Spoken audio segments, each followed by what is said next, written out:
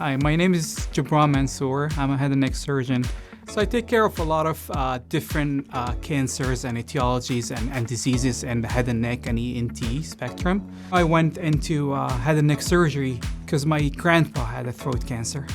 And I saw how everyone around him, how the medical doctors, how the nurses, everyone took care of him and made him feel special. When you step into Fox Chase and meet me, you're not just meeting me. You're meeting my whole team in the hospital. It's me, it's my medical oncologist, it's a radiation oncologist, it's a social worker that's gonna take care of you. It's the whole system that Fox Chase excel with that's gonna make sure that you go through your whole treatments and you're gonna feel well, go back to your family and work, and you're gonna do well in your life. When I'm not working, it is funny because I'm an adrenaline junkie.